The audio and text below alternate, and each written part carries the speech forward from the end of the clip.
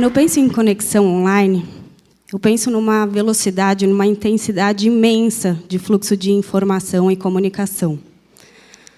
Mas eu penso que também essa mesma velocidade pode gerar uma enorme falta de profundidade. E por isso, quero pedir a licença para vocês para usar uma palavra em inglês, porque hoje eu quero falar aqui de conexão on-life, na vida real. Essa tecnologia de ponta que oferece para a gente o olho no olho, oferece para a gente a presença física e que faz possível as conexões afetivas reais. E que é elas que fazem possíveis as transformações reais nas pessoas.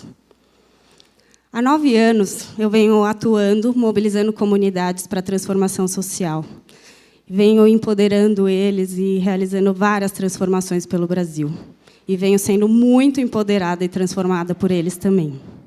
Tem muitas histórias inspiradoras que eu já vivi até hoje, mas eu quero escolher uma aqui para compartilhar com vocês, que aconteceu há uns 4, 5 meses atrás, no Ceará, numa cidade chamada Cumbuco. Eu fui para lá com uma grande amiga minha, companheira de ótimas aventuras, para realizar um projeto que a gente criou juntas. A ideia era fazer um festival de oficinas de educação ambiental e valorização de cultura e identidade local, usando o esporte como principal ferramenta de mobilização. Detalhe, desde que eu tenho uns 3 anos, eu sou fissurada por esportes. E, desde que eu me descobri como empreendedora social, sempre foi o meu sonho juntar essas duas coisas. Não é incrível como, hoje em dia, a gente pode inventar a nossa própria carreira? Como a gente pode juntar várias paixões e chamar isso de trabalho? Acho que a realização desse projeto, lá no Ceará, foi a concretização de um dos maiores sonhos da minha vida. A gente costuma fazer oficinas de audiovisual com os jovens das comunidades, para que eles descubram os talentos que tem lá. Talentos que estão sempre lá, mas raramente eles são valorizados e reconhecidos. E a gente acredita que, reconhecendo esses talentos, a identidade dessa comunidade se fortalece, os laços afetivos se fortalecem. E foi num exercício como esse que os jovens do Cumbuco descobriram o Pelicano, que é um pescador cearense, com uma típica vida solitária entre saídas para o mar, concertos de barco e muita cachaça nas horas vagas. Ele estava pintando uma arte numa jangada e os jovens ficaram encantados com o que eles viram. E ele, que nos últimos anos estava acostumado a ser praticamente invisível para todo mundo ao redor dele, ficou super emocionado ao ter o seu talento reconhecido e valorizado.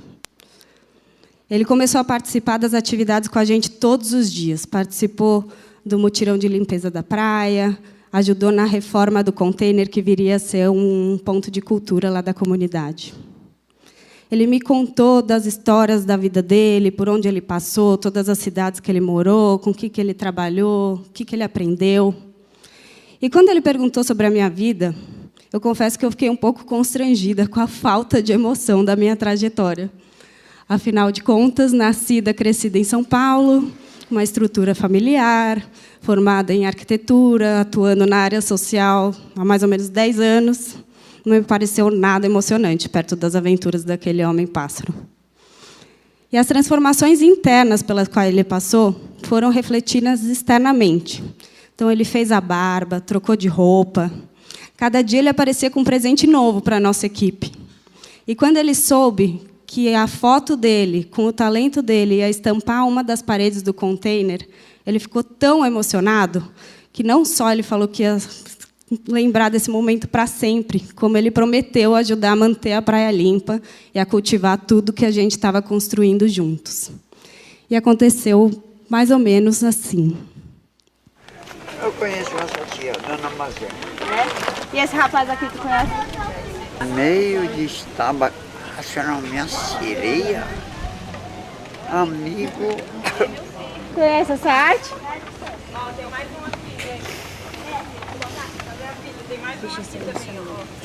Nossa! Artista local da identidade única, a sua jangada.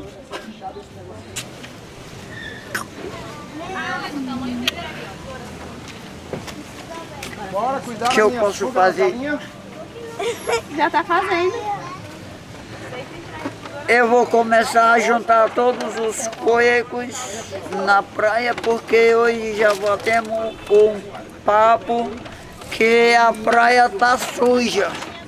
Isso já é uma ótima coisa que você pode fazer. Vamos limpar, embora que vocês vão, eu vou ficar Você vai ficar, você ajuda a cuidar?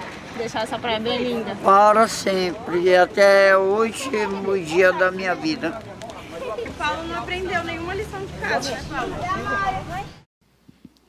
Esse era o toque especial meu e do Pelicano, que a gente desenvolveu nesse mês lá. O que será que a gente pode aprender com tantos pelicanos que a gente encontra pelo Brasil? Quem será que sai mais transformado de uma experiência como essa? Acho que cada comunidade que eu tenho a oportunidade de mergulhar numa realidade diferente, me conectar com esse lugar, é tanto aprendizado pessoal e profissional. A gente que trabalha no campo, diretamente assim com as pessoas, com cada um dos seus mundos, cada pessoa é um universo completo, a gente está sempre pronto para ser surpreendido. E é com isso em mente que eu quero trazer para vocês 5 ferramentas, tecnologias poderosíssimas de mobilização comunitária, que talvez vocês até já tenham ouvido falar. Essas tecnologias, elas são tão poderosas que acho que até hoje eu não conheci uma maneira mais eficiente de mobilizar pessoas. E todos aqui nessa sala têm acesso ilimitado a esses recursos. Elas são tão poderosas que o movimento e o resultado que acontece sempre nos surpreendem. E elas são tão óbvias que, às vezes, a gente até esquece que elas existem. Então, quero começar falando da primeira ferramenta, que é o não julgamento. Que a gente está com o coração aberto, a gente está pronto para se relacionar com pessoas de origens, realidades e opiniões diferentes das nossas, às vezes muito diferentes das nossas. Não julgar significa você criar um ambiente acolhedor para que a pessoa se sinta à vontade, para manifestar quem ela é de verdade, para ela poder ser ela mesma, e, com isso, ela querer fazer parte de alguma coisa e querer oferecer o que ela tem de melhor para essa coisa. É você ter a certeza que todo ser humano tem o seu valor e que ninguém é melhor do que ninguém, a gente é só diferente. E assim eu vou para a nossa segunda ferramenta, que é a curiosidade. Acho que tem 1000 assuntos, infinitas maneiras de cada um demonstrar a sua curiosidade. Mas uma coisa é fato. Quanto mais a gente aprende, mais a gente quer aprender. Parece que ser curioso é um vício. É tipo você se exercitar na academia. Assim. Você vai exercitando e fica cada vez mais curioso e interessado e vê que tem um monte de coisa para descobrir pelo mundo. E, se você não pratica, você enferruja. Sem essas 2 tecnologias, eu jamais teria sequer trocado um oi com o Pelicano.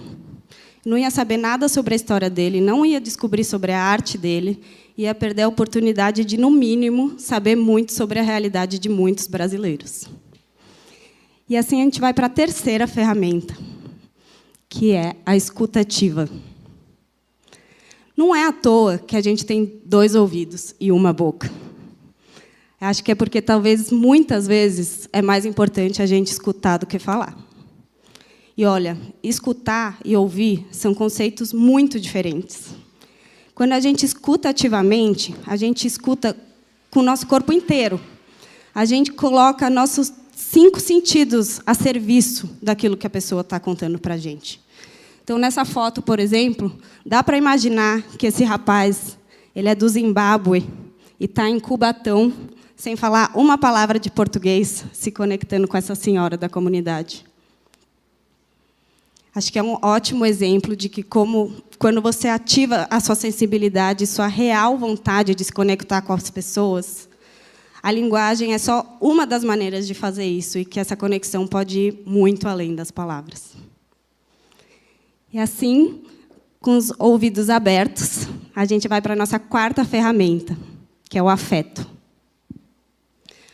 O afeto é conectar os corações, é você praticar a sua presença, e você está lá por inteiro, ouvindo o que você está a pessoa está te contando ou o que você está experienciando. O afeto, na verdade, é uma via de mão dupla, porque também, se você tenta conversar com alguém, compartilhar alguma coisa ou fazer algum convite sem afeto, dificilmente as pessoas vão topar. Elas vão, acho que alguém outro pode fazer isso, ou, nossa, estou atrasado, ai, meu telefone, sempre vai ter uma desculpa. Então, um bom exemplo disso é esse mutirão de limpeza da praia que a gente fez. Quando a gente faz isso com afeto, pode ser uma oportunidade, uma experiência incrível, inesquecível. Sem afeto, vai ser só mais uma tarefa, mais ou menos chata, e acho que a chance de engajamento é quase zero, né? E acho que abrir o coração e o ouvido para se conectar com as pessoas só é possível quando a gente pega a quinta ferramenta, que é a enxergar a abundância. A abundância é aquele papo de enxergar o copo meio cheio, encontrar sempre um aprendizado numa situação desafiadora, é valorizar um conhecimento informal, é acreditar na potência de um grupo de pessoas reunido que acreditam em fazer alguma transformação. Enxergar a abundância é saber que a mudança já está acontecendo. E que, se a gente quiser, não só a gente pode ser parte da solução, como a gente tem muito a oferecer. Quando eu comecei a pensar o que eu ia falar aqui para vocês, eu estava com essa ideia da tecnologia sendo a vilã, quase que a culpada de todos os nossos problemas da modernidade. Mas eu entendi que não. Eu entendi que, na verdade, a gente escolheu abrir mão de muitas coisas para conseguir universalizar essa tecnologia e que, muitas vezes, essas coisas podem fazer falta. As conexões online, elas precisam ser acompanhadas das conexões on-life. A vida real precisa de conexões reais. É disso que nossa alma se alimenta, né? Então, acho que quanto mais tecnologia conecta online, mais conexão on-life a gente precisa. Mais olho no olho a gente precisa. Sem conexão real, a gente se deprime. Quantas histórias, né, a gente acabou de ouvir, de casos de doenças psíquicas que vêm nessa nossa era pós-internet, nessa modernidade toda, né? Pode ser bem perigoso.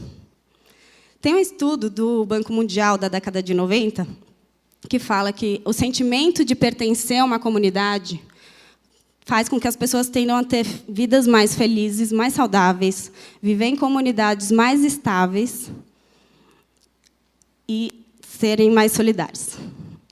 Esse estudo também fala que a confiança é uma das características mais importantes, se não a característica mais importante, para fazer um senso de união de uma comunidade. Confiança é o que dá a liga.